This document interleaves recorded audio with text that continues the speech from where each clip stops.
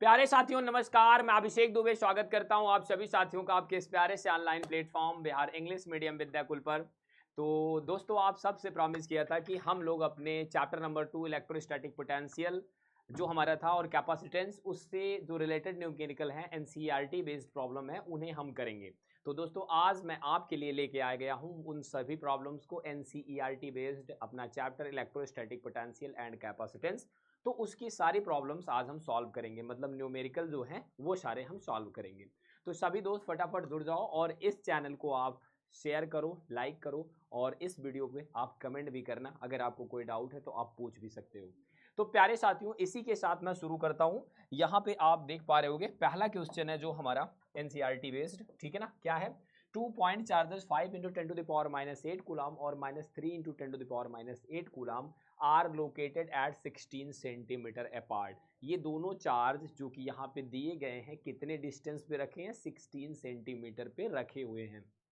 और साथियों at what point on the line joining the charges the electric potential is zero, take the potential infinity to zero, ठीक है ना।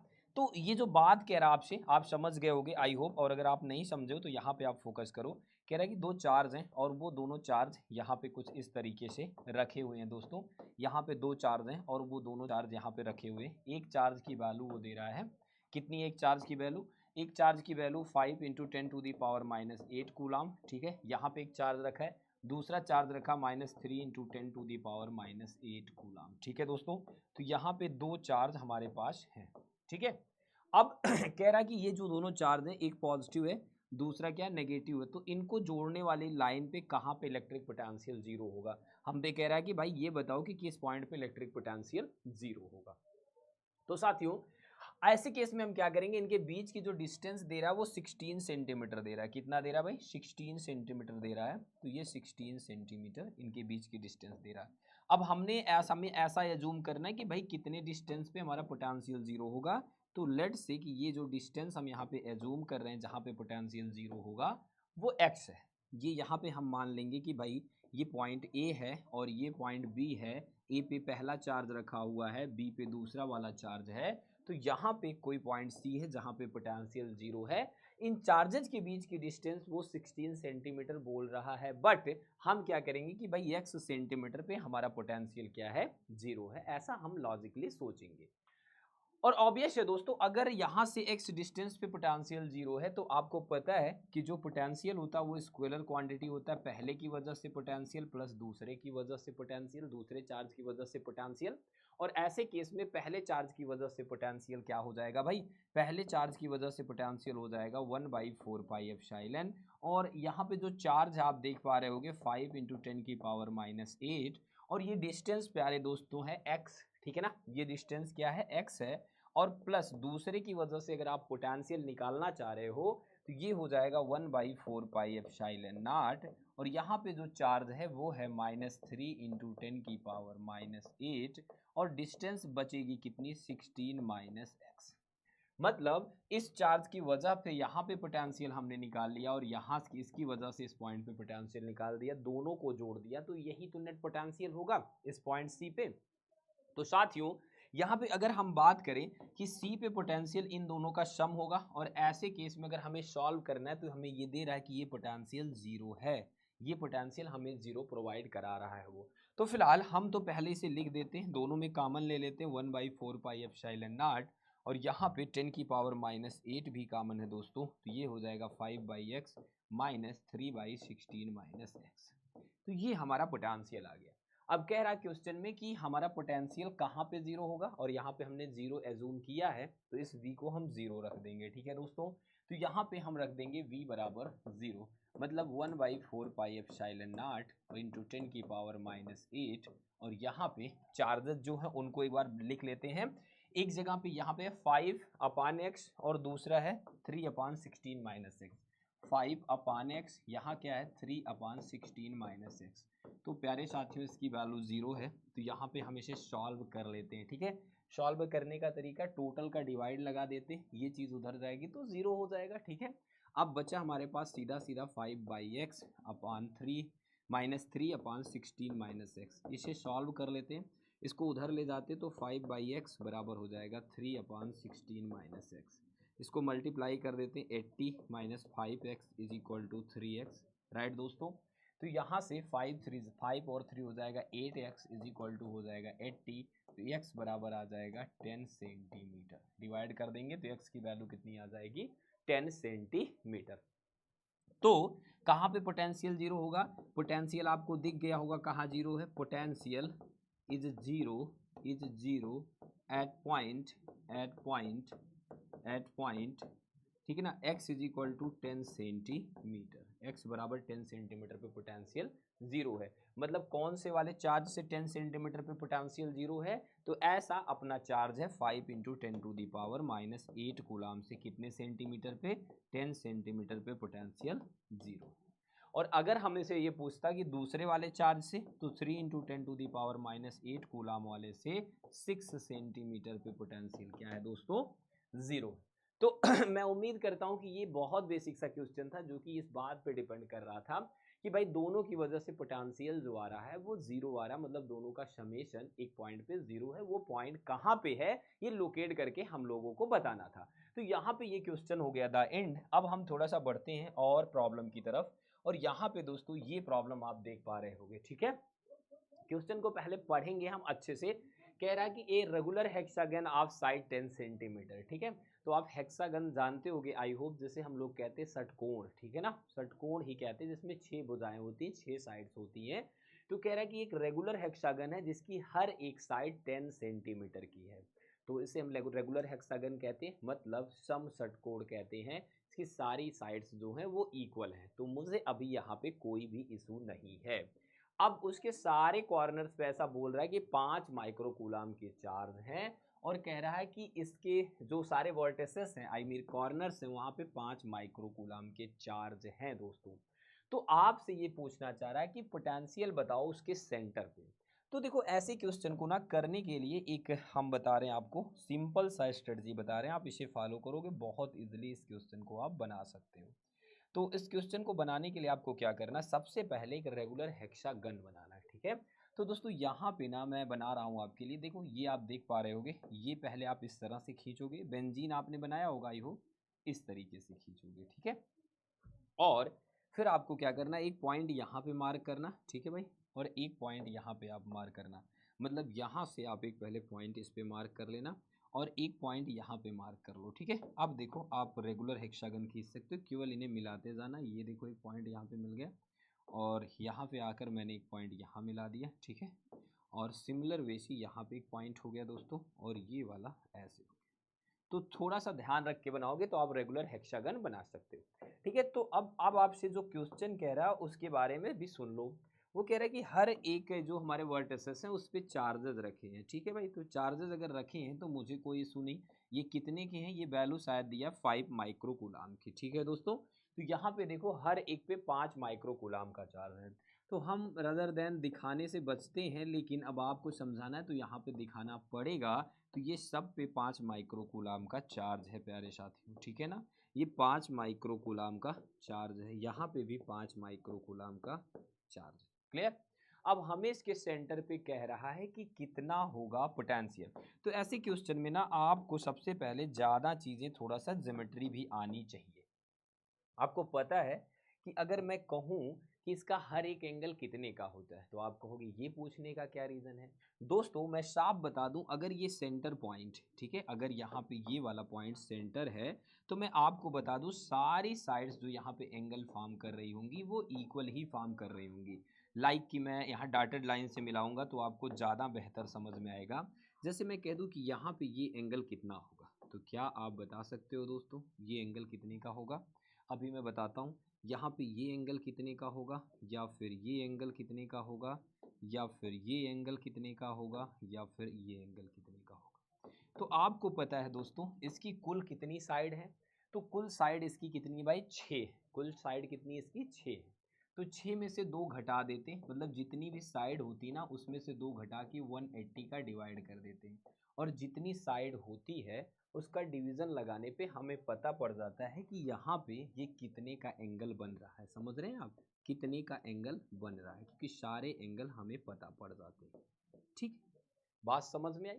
तो ऐसे केस में साथियों अगर हम कह दें, ये हम इस बात को आपसे बता रहे हैं कि भाई कि ये एंगल कितने का है, ठीक है ना, सारे इंटीरियर मैं ये इस एंगल की बात कर रहा हूँ कि भाई ये एंगल कितने का है, ठीक है, एक सिंगल भी हम बात कर रहे हैं ये एंगल कितने का। तो यहाँ पे हम अगर बात करें तो 6 - 2 अपान में 2 और इंटू 180, तो टोटल अगर हम बात करें यहाँ पे 6 हो जाएगा, ये भी 6 है हमारा, तो ये हो जाएगा 4 इंटू 180 डिवाइडेड बाई 6, तो ये हो जाएगा 3, ये आ जाएगा 120 डिग्री। अब दोस्तों आपको पता है ये टोटल एंगल 120 डिग्री है, तो ये एंगल हो जाएगा 60 डिग्री। कितना हो जाएगा? 60 डिग्री। और सेंटर पे ये 60 डिग्री होगा तो ये भी 60 डिग्री हो जाएगा। कुल मिला के हमें एक इंफॉर्मेशन मिल गई कि भैया अगर इसकी एक साइड दी हुई है ना तो आपको परेशान होने की ज़रूरत ही नहीं है दोस्तों। अगर इसकी एक साइड दी है 10 सेंटीमीटर तो ये सारी क्या हो जाएंगी भाई? 10 सेंटीमीटर हो जाएंगी, ठीक है, 10 सेंटीमीटर हो जाएंगी, ये सब की सब क्या हो जाएंगी? 10 सेंटीमीटर हो जाएंगी। अब आप समझ चुके होंगे कि आपको इशारा मैं किधर कर रहा हूं भाई। अगर हमें ये चार्ज पता, ये डिस्टेंस पता तो हम पोटेंशियल निकाल लेंगे। अगर हमें ये चार्ज पता, ये डिस्टेंस पता तो हम यहाँ पे पोटेंशियल निकाल देंगे। अगर ये चार्ज पता और डिस्टेंस पता तो हम यहाँ पे पोटेंशियल निकाल देंगे। ऐसे करके हम 6 बार पोटेंशियल निकाल देंगे और 6 को जोड़ लेंगे और वही नेट पोटेंशियल हो जाएगा पॉइंट ओ पे। तो दोस्तों इसके लिए हम क्या करते हैं, एक बेसिक सी बात आपके सामने रख रहे हैं, आप ध्यान से देखना। क्या मैं रख रहा हूँ कि भाई पोटेंशियल, ठीक है दोस्तों, पोटेंशियल, ठीक है, potential due to 5 microcoulomb at centre किसी एक चार्ज की वजह से पहले सेंटर पे मैं निकाल दे रहा हूँ पोटेंशियल। तो यहाँ पे हो जाएगा प्यारे दोस्तों 1/4 पाई एप्सिलॉन नॉट Q/R वाला फार्मूला लगा देते हैं।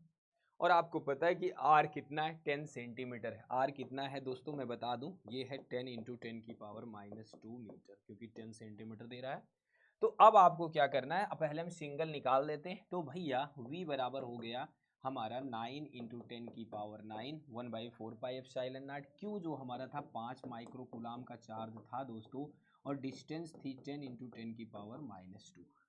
राइट नाउ हम इसे सॉल्व कर लेते हैं दोस्तों। ये 4 हो जाएगा और यहाँ से हो जाएगा 9 × 10⁵। आप समझ सकते हो कि यहाँ से -1 होगा, ये ऊपर जाएगा, और अगर ये ऊपर जाएगा तो यहाँ से एक ऐड होगा तो 5 आएगा, 5 में से जाएगा एक तो 4 बचेगा, ठीक है, आप समझ गए होंगे। तो ये 4 बचेगा और यहाँ पे 5, तो ये हो जाएगा 45 × 10⁴ वोल्ट, ठीक है ना दोस्तों। अब इतना सिर्फ एक चार्ज की वजह से पोटेंशियल आ रहा, वो भी सेंटर पे। तो ऐसे केस में अगर हमें टोटल पोटेंशियल चाहिए सेंटर पे तो कितना हो जाएगा दोस्तों? नेट पोटेंशियल हो जाएगा 6 टाइम ऑफ V। तो ऐसे केस में हम मल्टीप्लाई कर देते हैं 45 × 10⁴, और यहाँ पे हो जाएगा 6 × 5 = 30, 0 3 आया, 6 4 = 6 चौक 24, 240 और 30, 280 हो जाएगा प्यारे दोस्तों, इंटू 10⁴ वोल्ट हो जाएगा। आप इसे थोड़ा सार्ट आउट कर सकते हो, 2.80 × 10⁴ वोल्ट, ठीक है। मैं मानता हूं कि आप ये समझ पा रहे हो कि बहुत बेसिक सा था। तो क्वेश्चन को मैं एक बार फिर से समराइज कर दे रहा हूं यहाँ पे। क्वेश्चन करते टाइम आपको फोकस करना है कि मैंने किन बातों पे जोर दिया, कि आपको ये बात पता लग सके कि ये साइड और सारी साइड्स इक्वल होंगी, जिससे कि आपको चार्ज और डिस्टेंस का लोचा खत्म हो जाए और आप पोटेंशियल निकाल सको। तो उसके लिए मैंने हेल्प की आपकी कि सिंगल एंगल कितने का हो जाएगा भाई? 120 का, और अगर हम इसे ज्वाइन करेंगे तो 60 हो जाएगा। अब प्यारे दोस्तों आपको ये पता है कि पूरा 360 होगा सर्कल का, तो एक एंगल ये भी 60 हो जाएगा, राइट ना। 360 को 6 से भाग दोगे तो ऐसे केस में अगर ये 60 हो गए तो बचा भी 60 हो गया, मतलब अगर ये 10 सेंटीमीटर है तो ये सारी लेंथेस क्या हो जाएंगी? 10 सेंटीमीटर हो जाएंगी। मेरा उद्देश्य यह था। तो जैसे ही हमें पता लगा कि भाई ये सारी डिस्टेंस सॉर्ट आउट हो गई, हमने एक की वजह से पोटेंशियल निकाला और फिर एक की वजह से जो पोटेंशियल आया उसमें हमने 6 का मल्टीप्लाई कर दिया, तो हमें टोटल पोटेंशियल पता पड़ गया सेंटर ऑफ हेक्सागन के, ठीक है। तो दोस्तों अब हम चलते हैं अगले क्वेश्चन की तरफ, और अगला क्वेश्चन जो कह रहा है वहां पे फोकस करते हैं कि क्या कह रहा है ये हमसे, ठीक है। तो यहाँ पे आप देख पा रहे हो कि ये क्वेश्चन है, कह रहा है कि अ पैरेलल प्लेट, ठीक है ना, a parallel plate capacitor with air between the plates has capacitance of 8 picofarad। तो यहाँ पे 8 पिकोफैरड हमारी कैपेसिटेंस है, कोई पैरेलल प्लेट कैपेसिटर है, और यहाँ पे हमें स्पेसिफिकेशन दे रहा है कि 8 पिकोफैरड तो ठीक है, लेकिन 1 पिकोफैरड किसके बराबर होती है? 10 की पावर माइनस 12 फैरड के बराबर होती है, ठीक है। और what will be the capacitance if the distance between the plates is reduced by half. अगर प्लेट्स के बीच की डिस्टेंस को आधा कर दिया जाए तो कैपेसिटेंस क्या हो जाएगी, ये भी कह रहा है। और फिर हमसे कह रहा है कि space is filled with a substance of dielectric constant 6। अगर इनके बीच में एक डाइलेक्ट्रिक मटेरियल रख दिया जाए प्लेट्स के बीच में जिसका डाइलेक्ट्रिक कांस्टेंट 6 है, तो कैपेसिटेंस कितनी हो जाएगी। तो ऐसे केस में क्वेश्चन को करने के लिए आपको क्या करना है कि सबसे पहले आपको एज्यूम करना है कि मेरे पास एक पैरेलल प्लेट कैपेसिटर है, ठीक है। एक पैरेलल प्लेट कैपेसिटर है और आपको जैसा कि पता है सेकेंड वाली प्लेट ऐसे ग्राउंडिंग की मतलब अर्थ कनेक्टेड रहती है। और यहाँ पे ना ये जितनी भी बातें इसका कैपेसिटेंस आप निकालते हो epsilon not a by D से, राइट दोस्तों। इसमें आप ये जूम करते हो कि इनके बीच एयर रखी है जिसका डाइलेक्ट्रिक कांस्टेंट के, ठीक है। अभी मेरे को स्विच करने चलना है, किस पे स्विच करना है, यहाँ जो जो दिया है हम सबसे पहले इसे सॉर्ट आउट कर लेते हैं। तो दोस्तों ए सी की वैल्यू दिया है, कितना दिया भाई, सी की वैल्यू दिया 8 पिको फैरड, ठीक है। तो 8 पिको फैरड को अगर हम सॉर्ट आउट करें तो ये हो जाएगा 8 इंटू 10 की पावर माइनस 12 फैरड, ठीक है। ये तो हमें दिया है। तो दोस्तों अगर हम इसे कंपेयर कर लें तो क्या हो जाएगा, सभी दोस्त कमेंट करके बताएंगे। Epsilon not a by D बराबर हो जाएगा हमारे पास, आप देख पा रहे होगे ये हो जाएगा भाई 12, ठीक है। 8 इंटू 10 की पावर यहाँ हो जाएगा माइनस 12। अब यहाँ से अगर हम ए निकालने की कोशिश करें ए बाई डी तो ये हो जाएगा दोस्तों 8 इंटू 10 की पावर माइनस 12 अपान में एप्सिलॉन, ठीक है। ये बात हमारी आगे हेल्प करेगी, इस बात को पहले श्योर कर लो। तो ये जो गिवन था हमने इस वजह से यहाँ से ए बाई डी निकाल लिया, क्योंकि ए और डी दोनों नहीं दिए थे तो हमने ए बाई डी निकाल लिया। अब हमसे पूछ रहा what will be the capacitance if distance between the plate is reduce. ये अब जो दोस्तों डी हुआ करता था ना वो रिड्यूस करके हाफ कर दिया गया और यहाँ पे एक डाइलेक्ट्रिक मटेरियल भर दिया गया सेकंड केस में। तो आओ सेकंड केस पे चलते हैं। अब नया कैपेसिटेंस जो हो जाएगा दोस्तों सी डैश वो हो जाएगा के और यहाँ पे हो जाएगा एप्सिलॉन नॉट ए, लेकिन डिस्टेंस को इन्होंने आधा कर दिया। तो आपको ये बात मेरी माननी पड़ेगी दोस्तों, ठीक है, मेरी बात आपको माननी पड़ेगी। तो सी डैश बराबर के की वैल्यू इन्होंने 6 दे रखा। आपको कैसे पता सर, आपको ये ऐसे मुझे पता क्योंकि ये बोल रहा है डाइलेक्ट्रिक कांस्टेंट 6 से जो मीडियम में डाइलेक्ट्रिक रख रहे हैं, मतलब दोनों प्लेट्स के बीच डाइलेक्ट्रिक रख रहे हैं। तो यहाँ पे 2 चला जाएगा दोस्तों और ये हो जाएगा epsilon not a by D, ठीक है। अब आप मेरी बात को थोड़ा सा मान सकते हैं, सी डैश बराबर हो गया 12 और ये हो जाएगा epsilon not a by D. अब यहाँ से ए बाई डी की वैल्यू हम रख देते हैं, ठीक है। ए बाई डी की वैल्यू कितना है, 8 इंटू 10 की power minus 12 by epsilon not. A by D की वैल्यू कितनी है दोस्तों, ए बाई डी की वैल्यू है, ए बाई डी की वैल्यू है 8 इंटू 10 की power minus 12 upon epsilon not. और ऐसे केस में ये चीज़ें कैंसिल आउट हो जाएंगी और यहाँ से हो जाएगा 12 8 जा 96, राइट ना। तो 96 पिको फैरड हमारा कैपेसिटेंस हो जाएगा। तो C dash will be equal to 12 into 8 right into 10 to the power minus 12। और यहाँ पे अगर हम बात कर रहे हैं इसका मल्टीप्लाई कर देते हैं तो ये हो जाएगा 96 और ये चीज़ हमारी हो जाएगी पिको फैरड, ठीक है दोस्तों, क्या हो जाएगी पिको फैरड। तो 96 पिको फैरड हमारा आंसर आ जाएगा। मैं उम्मीद करता हूँ ये क्वेश्चन आपको बेहतर समझ में आ गया होगा, ठीक है। चलो तो इस सीरीज में आप कॉन्फिडेंट रहो क्योंकि हमें न्यूमेरिकल बनाते चलना है दोस्तों, जो कि बहुत ज़्यादा इम्पॉर्टेंट भी है। तो प्यारे साथियों अब हम चलते हैं एक और न्यूमेरिकल की तरफ और आप इसे ज़रूर सॉल्व करोगे। अब आप इसे पढ़ो। A spherical conductor of radius 12 centimetre has charge of 1.6 into 10 to the power minus 7 coulomb distributed uniformly on the surface, ठीक है। कह रहा what is the electric field inside the sphere just outside the sphere at a point 18 centimetre from the centre of the sphere. तो दोस्तों ये question बहुत प्यारा है। ये पूछ रहा है कि एक स्फेरिकल कंडक्टर है, उसकी रेडियस 12 सेंटीमीटर है, उस पर चार्ज है उसके सरफेस पे यूनिफॉर्मली डिस्ट्रीब्यूटेड तो कह रहा है उसके अंदर इलेक्ट्रिक फील्ड कितना होगा, ये तो प्यारी सी बात हो गई। देखेंगे जस्ट आउटसाइड द स्फीयर, कह रहा है कि आउटसाइड से बाहर क्या होगा इलेक्ट्रिक फील्ड, और कह रहा है एट अ पॉइंट, ठीक है ना, 18 centimetre from the centre of the sphere. तो इन तीनों केसेस में हमें बताना है कि इलेक्ट्रिक फील्ड कितना होगा। ठीक है दोस्तों, तो चलो इस क्वेश्चन को हम लोग सॉल्व करते हैं। सबसे पहली बात, हम तीनों फार्मूलों को लिख लेते हैं और एक फिगर बना के लिख लेते हैं तो और ज़्यादा बेहतर होगा। तो यहाँ पे मैं थोड़ा सा आपको समझाने की कोशिश करता हूँ। अगर मैं कह दूँ कि एक स्फेयर है, ठीक है दोस्तों, तो यहीं से आप पकड़ने की कोशिश करना। इस स्फेयर से थोड़ा सा मैं इसे गायब करता हूँ, पहले बड़ा बनाता हूँ तो आपको ज़्यादा बेहतर क्लियर होगा। ठीक है, यहाँ पे मैं येलो कलर सेलेक्ट करता हूँ। तो आप यहीं से समझना कि ये जो हमारा स्फेयर है हमें क्या क्या इन्फॉर्मेशन दे रहा है, राइट दोस्तों। तो यहाँ पे मैं थोड़ा सा लाइन वगैरह खींचता हूँ। ये सेंटर हमारा, इस सेंटर से हमें कहाँ कहाँ जाना है ये बातें आपको पता रहनी चाहिए।